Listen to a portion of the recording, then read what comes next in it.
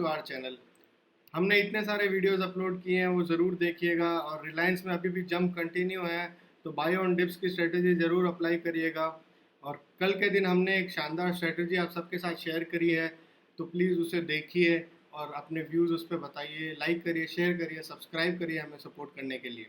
तो आज हम डिस्कस करने वाले हैं ऐसे यूनिक बिजनेसेस के बारे में जिनके शेयर्स लिस्टेड हैं हमारे स्टॉक मार्केट पे, और जिनका बिजनेस ऐसा है कि जब तक स्टॉक मार्केट है तब तक उनका बिजनेस कभी ख़त्म नहीं हो सकता। और वो बिजनेस अभी इन दिनों इतना ग्रो कर रहा है क्योंकि आपको पता है रिटेल इन्वेस्टर कितने अब एंटर कर रहे हैं स्टॉक मार्केट में, जो नहीं एंटर कर रहे थे पोस्ट कोविड। ये कोविड के सिनेरियो ने ऐसा सिनेरियो क्रिएट कर दिया कि बहुत लोग इन्वेस्टिंग में घुस चुके हैं और बहुत सारे लोग शेयर मार्केट में भी ट्रेडिंग इन्वेस्टिंग सब कुछ कर रहे हैं। और नंबर ऑफ डीमैट अकाउंट जो ओपनिंग हुई है वो भी ऑन द रूफ है। तो इन सब चीज़ों से जो और आईपीओज आपको पता है कितने आईपीओज आए थे 2020 में, और 2021 में भी आईपीओज आने की उम्मीदें काफ़ी सारी है।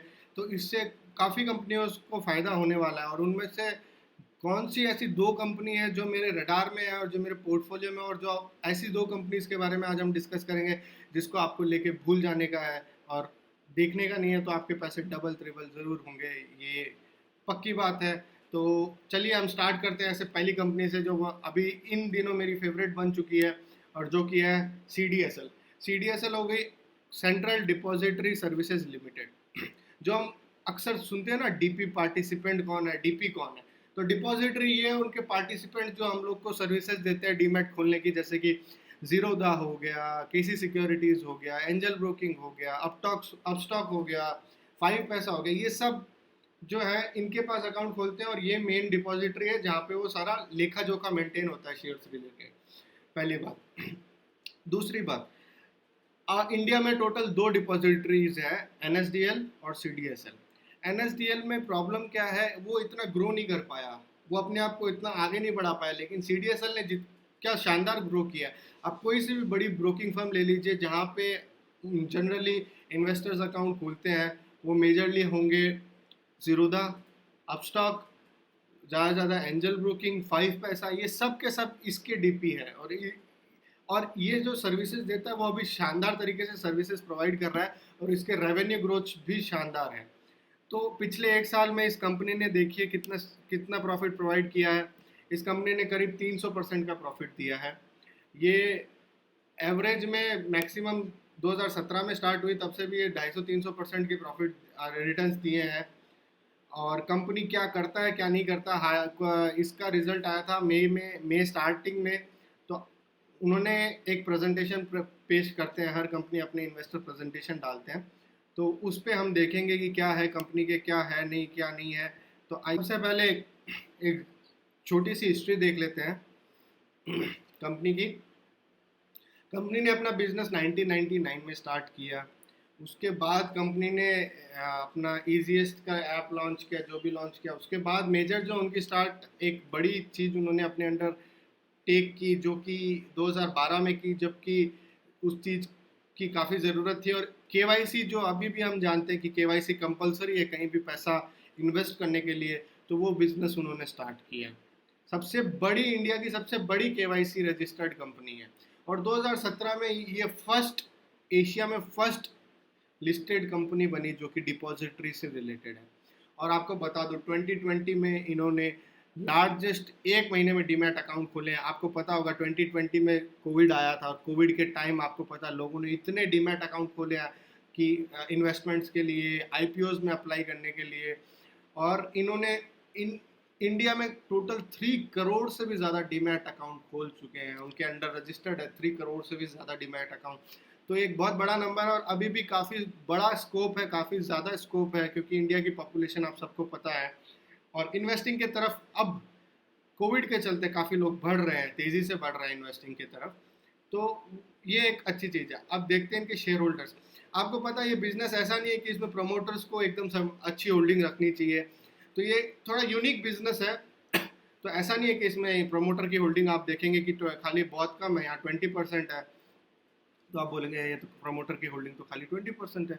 तो ऐसा नहीं है, ये बिजनेस ही ऐसा है कि इसमें ज़रूरी नहीं है कि प्रमोटर अपने पास सारी होल्डिंग रखी है। इसमें आप देख सकते हैं मेजर इन्वेस्टर्स देखिए, BSE 20%, HDFC 7.18, standard chartered 7.1, LIC के पास है, म्यूचुअल फंड्स है, टोटल इंस्टीट्यूशनल इन्वेस्टर ही देखिए 62, मेजर ये देखना का है, ये इंस्टीट्यूशनल इन्वेस्टर ने 62% शेयर्स ले रखे हैं। Banks, that includes banks and FPIs, mutual funds, promoter, सब कुछ। तो एक ऑल इन ऑल एक अच्छा शेयर प्रतीत आ रहा है। इनका बिजनेस अभी हम देखेंगे तो सबसे ज़्यादा जो इनका जो मेन होता है CDSL का जो अकाउंट ओपनिंग होता है, इन्वेस्टर के जो अकाउंट खोलने होते हैं, जो कि हम बोल रहे हैं डीमैट अकाउंट होते हैं, तो वो देखिए, उसका ट्रेंड देखिए, कंटिन्यूअस पोस्ट कोविड यहाँ पे बढ़ता रहा है अकाउंट।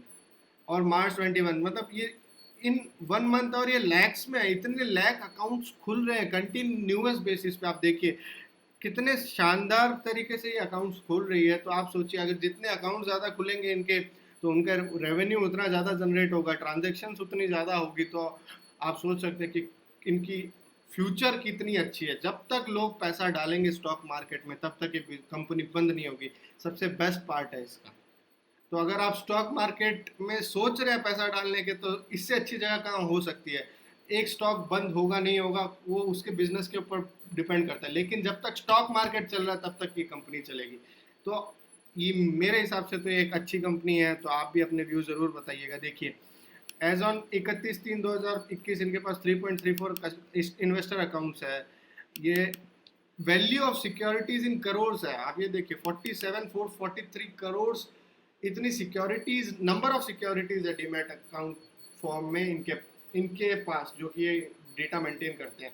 और उसकी वैल्यूएशन देखिए आप, लाइव कंपनीज देखिए, और DP पार्टिसिपेंट्स जो हो गए, ये जीरोदा, ये जो आपको डीमैट सिक्योरिटी ब्रोकिंग फर्म जो डीमैट सिक्योरिटीज प्रोवाइड करती है, वो फर्म इनके पास 600 के आसपास है। तो मतलब आप ऑल इन ऑल एक अच्छी कंपनी है। और इनकी सब्सिडरीज भी बहुत सारी है। तो अभी हाल में इन्होंने क्या नई सर्विसेज देने चालू कर दी पोस्ट कोविड देखिए, ये फैसिलिटेट करती है क्या, AGM थ्रू VC। तो इसमें सबसे बड़ा बेनिफिट क्या है, इसमें इसको सर्विस चार्जेस मिलते हैं। और आज के टाइम पे सारे AGM, पिछले 1 साल से सारे AGM आपको पता है कि ऑनलाइन ही हो रहे हैं, ऑफलाइन तो हो ही नहीं सकते, क्योंकि कोविड का सिचुएशन ही ऐसा। और मुझे लगता है 1-1.5 साल अभी ऐसा ही सीन चलेगा। तो ये एक बड़ी वैल्यू एडिशन है। और मोस्टली सारी कंपनीज इनको इस चीज़ के लिए पे करती ही करती है। और आप देखेंगे तो मेल आता है आपको AGM का नोटिस का, तो उसमें आपको CDSL के साइट पे रजिस्टर करने के लिए बोलते हैं। तो इससे सोच सकते हो कि कंपनी का मतलब CDSL को कितनी रेवेन्यू आ सकती है फ्यूचर में भी। ईमेल अपडेशन हो गया, स्टॉक ब्रोकर को कोई DP पार्टिसिपेंट को कोई भी इंस्ट्रक्शन देना है, वोटिंग, ये सबसे बेहतरीन। अभी वोटिंग भी जो मैनेज करवा रही है सारी कंपनी का, वो ये CDSL करवा रही है। इसके लिए भी उनको पैसे मिलते हैं। तो आप चीज़ सोचिए, कुछ भी ऐसी चीज़ जब तक सारी कंपनियां चल रही है, सारी कंपनियां बंद हो गई उसी दिन ये कंपनियां बंद हो गई। तो ये एक पॉजिटिव बात है इस कंपनी की। और इनके कोर बिजनेस क्या है, electronic access to security information. जो आप अपना कोई भी ब्रोकिंग फर्म पे अपना डीमैट अकाउंट में कितनी होल्डिंग्स है, क्या होल्डिंग्स है, वो देखते हैं। वो इन्हीं की देन है। वो जीरोदा नहीं मेंटेन करता, बैकग्राउंड में CDSL ही मेंटेन करता है। उसी के कारण आप देख पाते हो सारा डेटा। जीरोदा हो गया या फिर कोई भी एंजल ब्रोकिंग हो गया, वो यहाँ से फेच करता है डेटा आपके लिए, और आपको वहाँ पे डेटा दिखाता है। वो वो फायदा देता है। ये बेनिफिशियली ओनर्स कौन हो गए, बेसिकली बेनिफिशियरी ओनर्स हो गए इन्वेस्टर, हम जैसे इन्वेस्टर जो पैसा डालते हैं। तो वो हम कहीं भी और कभी भी देख पाते हैं, वो CDSL के कारण देख पाते हैं। हमें कोई भी ट्रेड एग्जीक्यूट करना होता है, कोई भी ट्रांजैक्शन एग्जीक्यूट करना होता है, सेल करना होता है, तो ये भी यही अलाउ करता है, मतलब यही सर्विस प्रोवाइड करता है। क्योंकि आप सोचिए CDSL एक डिपॉजिटरी बन गई।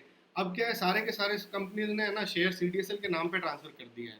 और वो मेंटेन करता है लिस्ट ऑफ मेंबर्स कि किसने कितने शेयर उस कंपनी में उठा रखे।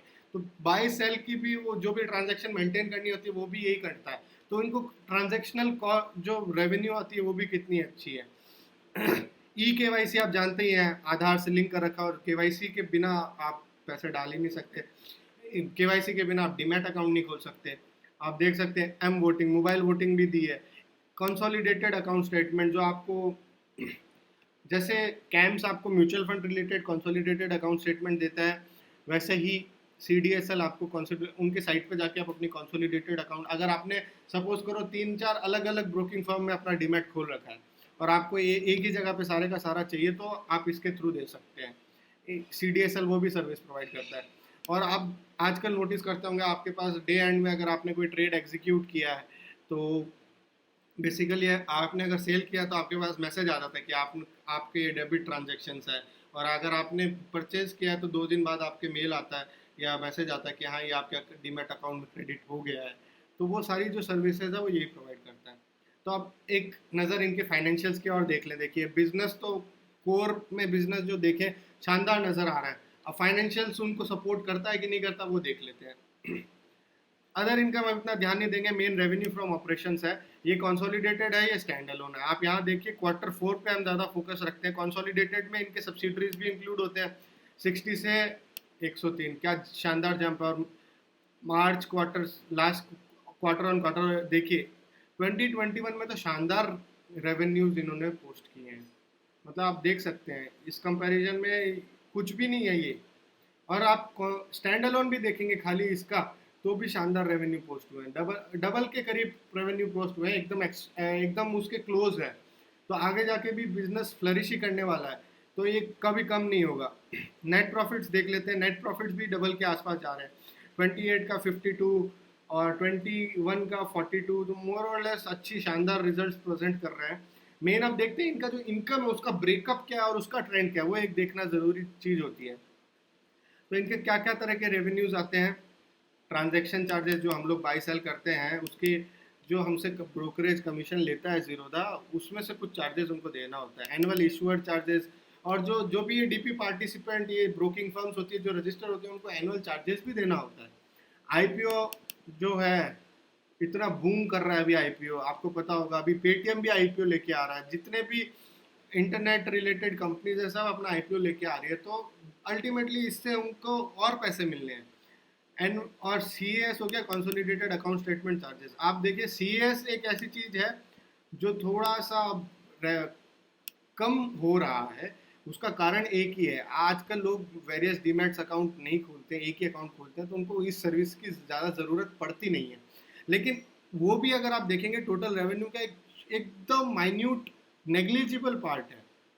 बाकी जो रेवेन्यूज आ रही है वो कितनी आ रही है आप देखिए। आईपीओ में तो देखिए बूम आया है। आप देख सकते हैं आईपीओ का इनकम मेजर जो आती है इनकी ट्रांजैक्शनल इनकम आती है, आईपीओ इनकम आती है और एनुअल इशूअर चार्जेस इनकम आती है। तो ये मेजरली ऑल इन ऑल एक अच्छा प्रॉफिट स्टेटमेंट दिख रहा है, आप देख सकते हैं। और 3 करोड़ से भी ज़्यादा यहाँ पे ओपन कर दिया। थोड़े से बेसिक्स देख लेते हैं। Mid small cap mid cap का ये शेयर है, रिस्की है, लेकिन आप आर और आर शानदार है, ये देख सकते हैं 25 और 32%।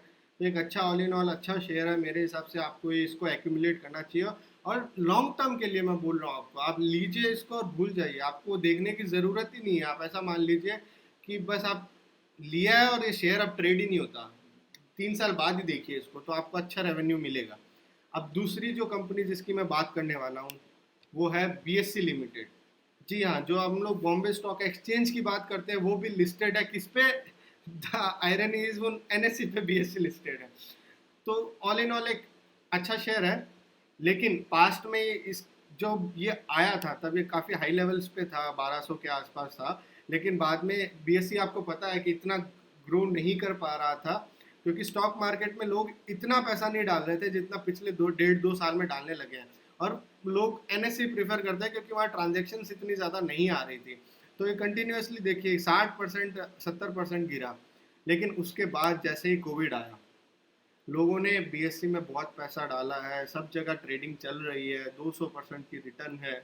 तो ऑल इन ऑल 1 साल के अंदर यहाँ देखिए 150% की रिटर्न है।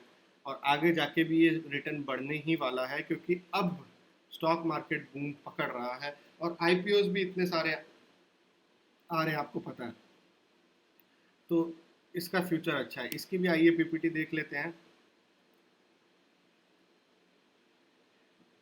बिजनेस क्या है, ट्रेडिंग एंड क्लियरिंग। जो क्लियरिंग सिस्टम है, जो CDSL NSE है, ये मतलब बेसिकली ये बायर्स और सेलर्स को एक जगह लेके आता है। ट्रेड स्टॉक एक्सचेंज का क्या काम है, बायर्स और सेलर्स को एक जगह लेके आता है। और उनको क्लियर करके देता है। बीच में एक क्लियरिंग हाउस है जो कि गारंटी लेता है कि बायर को शेयर मिल जाएंगे और सेलर से शेयर ले लिए जाएंगे। ये क्या क्या है, इक्विटी है, डेट मार्केट है, डेरिवेटिव्स है, करेंसी डेरिवेटिव, कमोडिटी, एसएमई का भी अलग से स्टॉक एक्सचेंज आपको पता होगा, और मनी मार्केट भी ये डील करता है। कॉर्पोरेट को क्या सर्विसेज देता है ये, आईपीओ की जो भी लिस्टिंग होती है बीएससी, आजकल बीएससी एनएससी दोनों पे ही होती है, और मेजरली जो छोटे शेयर्स होते हैं वो तो खाली बीएससी पे लिस्टेड होती है, तो उनकी भी आज के टाइम पे मिड कैप और स्मॉल कैप काफ़ी ग्रो कर रहा है, और लोग मिड कैप और स्मॉल कैप में काफ़ी पैसा डाल रहे हैं, तो वो एक पॉजिटिव साइन है बीएससी के लिए। लिस्टिंग कोई भी तरह की लिस्टिंग हो, चाहे वो इक्विटी सिक्योरिटी हो, डेट सिक्योरिटी हो, म्यूचुअल फंड की लिस्टिंग हो, कॉमर्शियल पेपर हो गया, ये सब ये देखते हैं। बाकी index services, software services, training अलग चीज़ हो गई, और क्या है, बुक बिल्डिंग सर्विसेज आईपीओ के लिए, offer to buy, offer to sell, सब कुछ ये प्रोवाइड करते हैं। इंश्योरेंस, ऑल इन ऑल एक अच्छा बिजनेस प्लेटफॉर्म है। अब इक्विटी जो कैश है, मतलब जो हम लोग बाई सेल करते हैं, इंट्राडे ट्रेडिंग नहीं, अपने डीमैट में होल्ड करने के लिए, तो वो देखिए टर्नओवर 2021 पूरा फाइनेंशियल ईयर का अच्छा है, 17-18 से थोड़ा ज़्यादा आ रहा है, वापस से ग्रो कर रहा है। यहाँ पे 19-20 कम हो रहा था, लेकिन अब कोविड के चलते अच्छा ग्रो कर रहा है। ये भी डाउन ट्रेंड है ट्रांजेक्शन इनकम की, लेकिन ऑल इन ऑल आगे जाके अच्छे रिटर्न्स देगा। डेरिवेटिव्स में अभी पहले तो कुछ भी नहीं था, अब देखिए कितने डेरिवेटिव्स की टर्नओवर आ गई है। लास्ट 6 मंथ परफॉर्मेंस देखिए, ग्रो ही हो रहा है कंटिन्यूसली, डेरिवेटिव्स में ग्रो हो रहा है। कमोडिटी डेरिवेटिव्स में तो देखिए क्या जंप है, आप देख सकते हैं कितनी बड़ी जंप है। बुलियन, वो भी बुलियन मतलब गोल्ड, गोल्ड गोल्ड इतना ज़्यादा ट्रेड हो रहा है कमोडिटी में, सबसे ज़्यादा ट्रेडिंग गोल्ड पे हो रही है। पहले जो होती थी एग्रीकल्चरल सेक्टर से, लेकिन अभी, और सेकंड लार्जेस्ट कमोडिटी डेरिवेटिव है। और अभी गोल्ड का आपको पता है कि एक स्पॉट एक्सचेंज भी आने वाला है, तो उससे भी इसको काफ़ी फायदा होगा। ये देखिए अलग अलग प्लेटफॉर्म्स हैं, म्यूचुअल फंड के लिए भी प्लेटफॉर्म इन्होंने दिया है, ये देखिए। तो ऑल इन ऑल एक अच्छी कंपनी आप देख सकते हैं, परफॉर्मेंस भी इसका अच्छा है। सर कॉर्पोरेट से जो इनकी लिस्टिंग फीस आती है, जो भी कंपनी लिस्ट होती है उसको एनुअल लिस्टिंग फीस देनी होती है, और एक जब लिस्ट होती है तो बुक बिल्डिंग के थ्रू ये लोग को शेयर के प्राइस निकालने होते हैं, तो वो भी देखिए CAGR 8%, बुक बिल्डिंग 21%, और अभी हाल ही में IPOs इतने सारे आने वाले हैं, तो ऑल इन ऑल ये ग्रो ही करेगी। इंटरनेशनल एक्सचेंज भी, जो IFSC इंटरनेशनल एक्सचेंज है उसमें भी इसका रोल है। तो मार्केट शेयर सिंस इंसेप्शन देखिए आप, मतलब अच्छा ऑल इन ऑल ग्रोथ हो रही है। बीच में दिक्कत आई थी इस कंपनी को, लेकिन अब ये दिक्कत नहीं है। आप थोड़े से फंडामेंटल ज़रूर देख लेते हैं, काफ़ी स्मॉल कैप की ये शेयर है। ROC और ROE अभी इतना अच्छा नहीं है, लेकिन आगे जाके अच्छा ग्रो करेगा। और प्रोज एंड कॉन्स देखें तो देखिए डिविडेंड पे आउट तो शानदार है, 70, ऑलमोस्ट डेट फ्री है। तो बस इसका ये इग्नोर कर सकते हो, ये इग्नोर कर सकते हो। ये मेजर जो प्रॉब्लम है वो ये है, रिटर्न ऑन इक्विटी कम है अभी, लेकिन आगे जाके काफ़ी अच्छा आने वाला है। आपको पता है इतने सारे IPO आ रहे हैं, बजाज एनर्जी, जोमेटो IPO आ रहा है, LIC का सबसे बड़ा IPO आ रहा है, और हाल ही में पेटीएम ने भी डिक्लेयर किया है IPO। तो जितना IPO आएंगे, जितने शेयर्स मार्केट में ट्रेडिंग होगी, इन्वेस्टिंग होगी, जितने लोग जुड़ेंगे, उतना ही CDSL और BSE को फ़ायदा होगा। BSE अभी हाल फिलहाल मैं इसलिए प्रेफर कर रहा हूँ क्योंकि NSE अभी लिस्टेड नहीं है, और NSE की भी लिस्टिंग इस साल में एक्सपेक्टेड है। तो अगर NSE लिस्ट होता है तो आई प्रीफर NSE और BSE, लेकिन हाल फिलहाल NSE का कब लिस्टिंग होगा तब तक मैं BSE में ज़रूर पैसा डालना चाहूँगा, और ऑलरेडी मैं डाल चुका हूँ, और हाल में भी कंपनी अच्छी खासी ग्रो कर रही है। तो आज के लिए इतना ही दोस्तों, अपने व्यूज़ ज़रूर बताइएगा इन दो शेयर्स पे। इतने सारे वीडियोस हम आपके लिए लाए हैं, और भी वीडियोस आगे लाते रहेंगे, तो लाइक करिए, शेयर करिए, सब्सक्राइब करिए हमारे चैनल को, देखते रहिए हमारे चैनल को, और हमें ग्रो करने में हेल्प करिए। Take care, stay home, stay safe.